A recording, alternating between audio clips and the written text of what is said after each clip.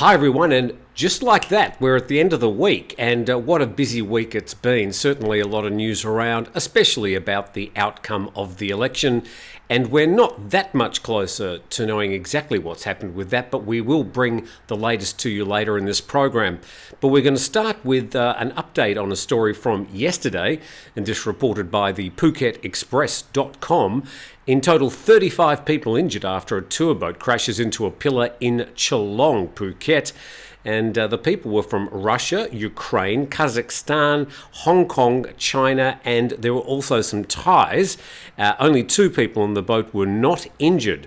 The Phuket Marine Office says the tour boat was travelling back to the Chalong Pier from PP Island. The boat was near Nan Island when the collision happened, which is only 500 metres from their destination. Seems to be a little bit of a difference in some of the reporting about the exact distance of this channel marker, but that's probably irrelevant. 37 people on the boat, including 21 Russians, 1 Ukrainian, 9 Kazakhstani, 1 Hong Kong, 1 Chinese and 4 Thais. 6 people had sustained serious injuries. 16 people had medium injuries, 13 people had minor injuries, and the Phuket Public Relations Office confirmed there is no one missing from the incident. More information from BangkokPost.com, and they report 6 hurt in Chalong Bay boat incident. And the director of the Washira Phuket Hospital yesterday said the 4 Russians and 2 Thais were in critical but stable condition. Due to the accident, authorities are now considering tighter screening protocols for drivers, including for illicit substances, to prevent such an incident from occurring again. Well, a few questions there. What are the illicit substances they're going to test for? And I'm a little bit surprised there aren't already protocols about doing at least random testing. Now, I spoke to a person who has knowledge about this matter, and they say that they estimate only 1% of all the tour operators would be conducting these sort of tests at the moment. So apparently there's no official protocol. The story goes on, strict rules will also be put in place to require lists of passengers and crewmen, adding every boat must insure its passengers. Again, I'm rather shocked that that isn't in place, given the incident that happened when the 47 Chinese drowned back in 2018. I would have thought all these things would have been tightened up, including requiring lists of passengers to be submitted before they head off, and also compulsory insurance for all passengers, which should be paid by the tour operators. Luckily, no one drowned or fell off the boat, he said, noting that it was insured. Life jackets are necessary to prevent loss of life. Now, these things that people wear on the boats are not life jackets, they're buoyancy vests. There's quite a difference. The life jackets have got that great big area of inflatable plastic behind the head, which forces people, even if they're unconscious, to end up floating on their back. The problem with some of the cheaper buoyancy vests, as we've shown in the past, is people can end up floating on their front and, well, of course, drowning.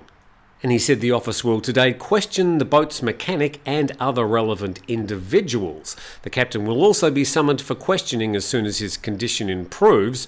And yesterday, officials were instructed to assess the damage to the channel marker. Well, let us save you the trip. The channel marker came off by far the better. It got a few scratches.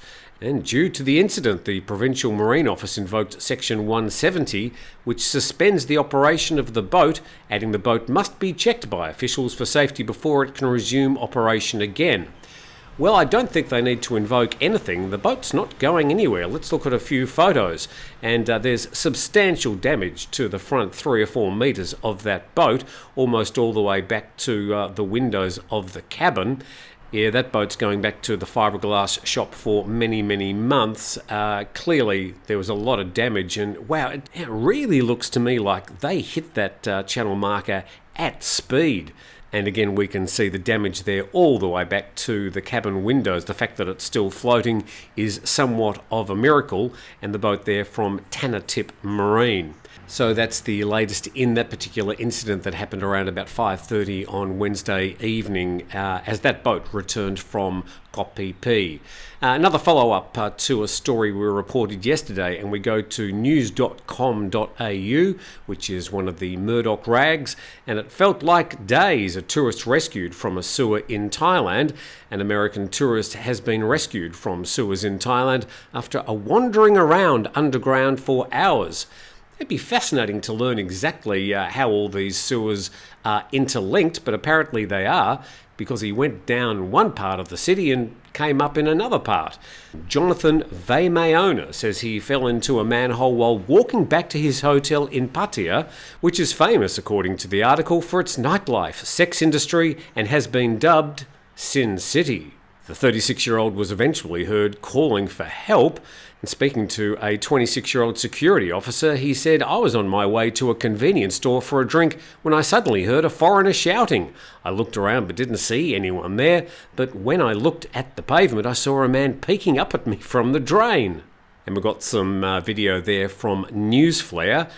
He appeared exhausted and covered in muck as he was lifted back onto the street and given water. He said it felt like days, he told the rescuers, who then hosed him down and sat him on the ground. Mr. Vaymayona said he was from Hawaii and he'd been outside a hotel when he fell. He couldn't remember the name of the hotel, but it was Grand something and had the boats on there, indicating that there were sort of boats on the signs outside the front of the hotel. "I just fell down a hole and didn't know where I was going. I came up on the other end," he told the rescuers and police.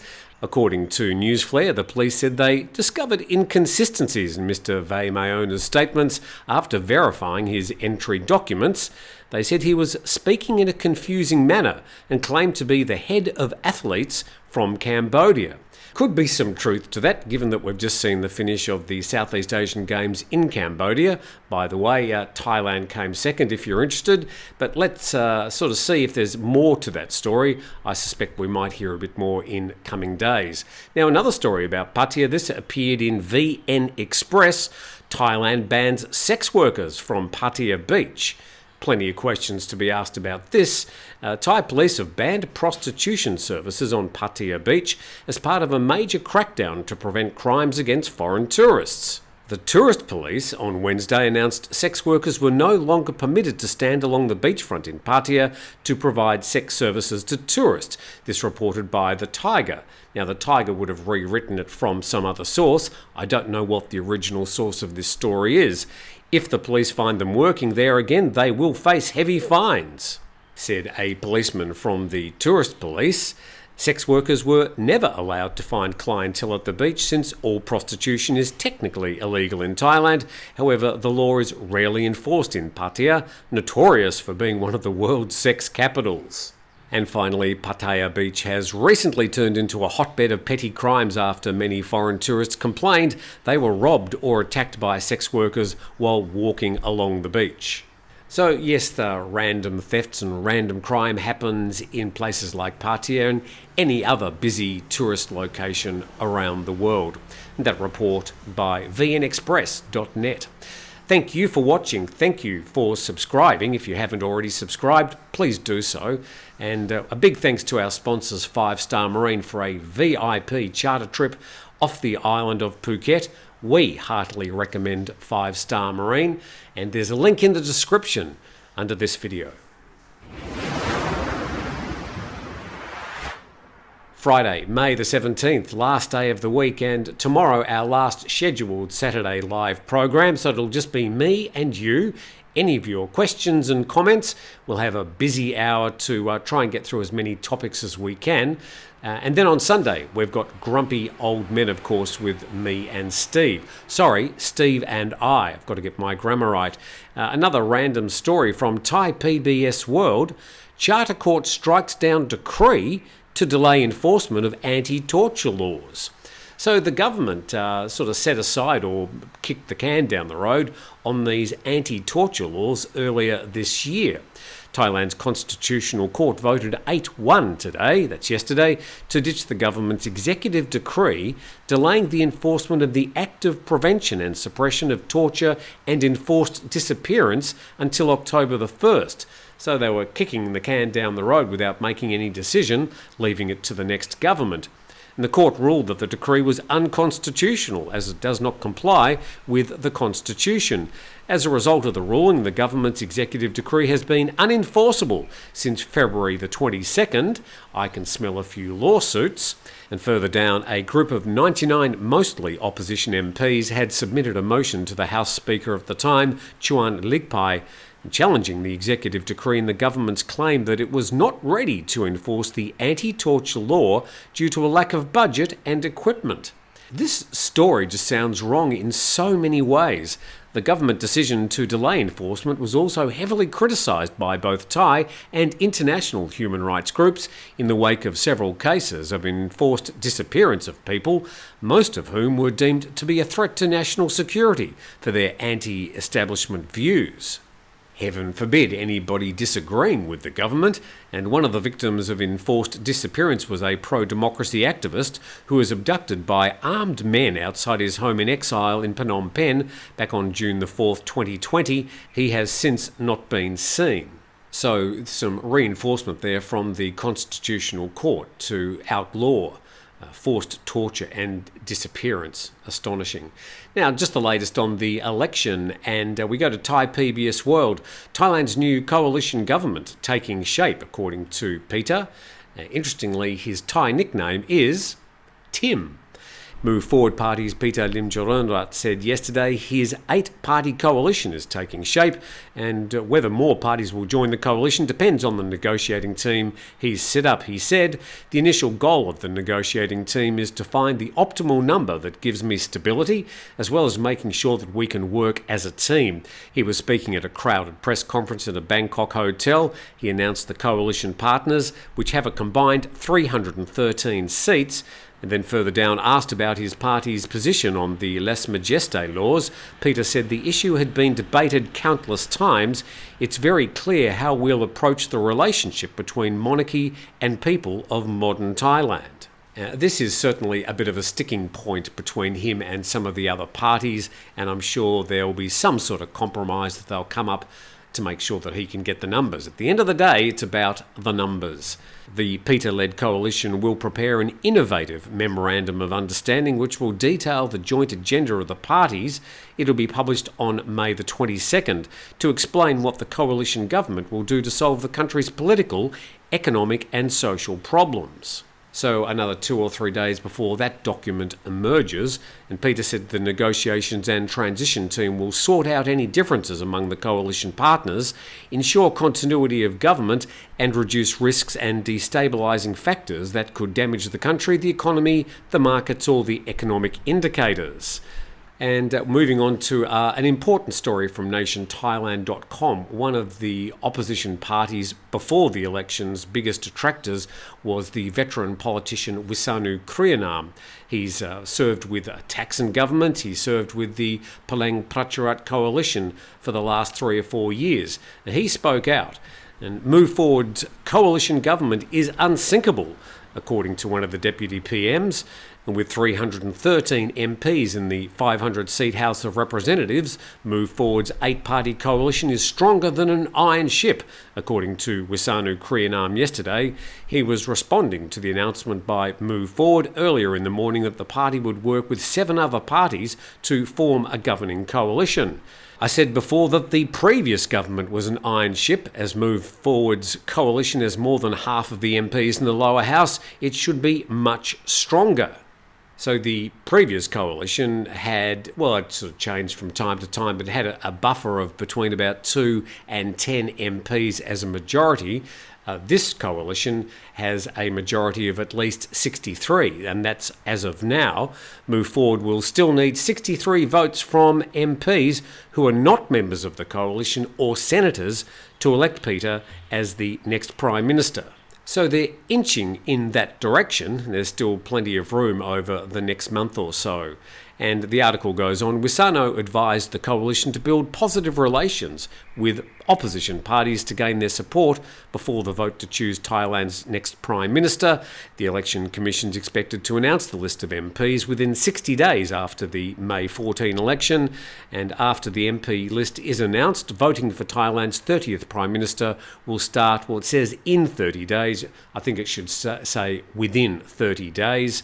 The winning candidate will need half the votes from both chambers. Well, they'll need half plus one, which makes 376.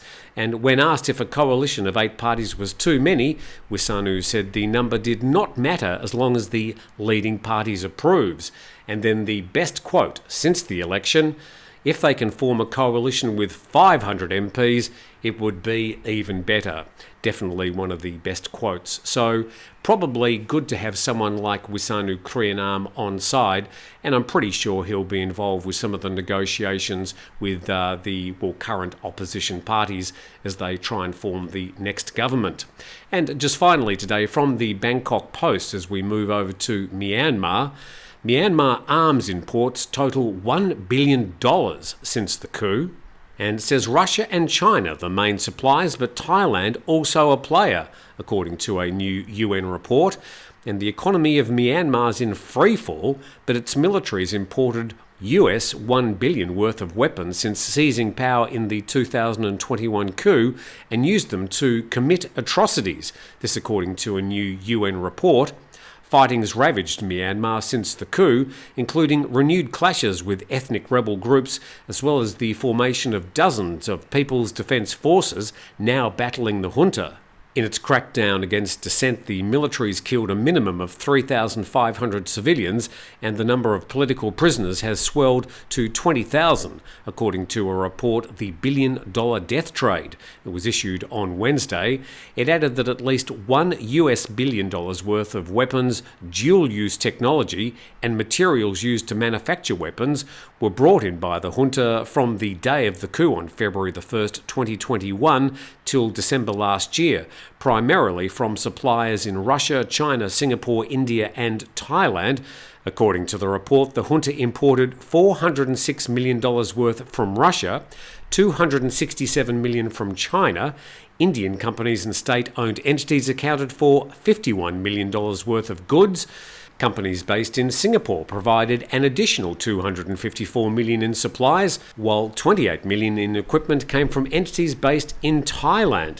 Russia and China-based entities are critical to the Myanmar military for transfers of advanced weapon systems and their spare parts.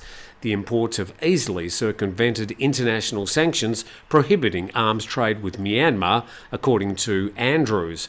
Special rapporteurs are mandated by the UNHRC but are unpaid independent experts who do not officially speak for the United Nations. Andrews wrote that those providing weapons to Myanmar are able to avoid sanctions by using front companies and creating new ones while counting on lax enforcement. And Andrews highlighted that no member state has imposed sanctions on the Myanmar Foreign Trade Bank since the coup.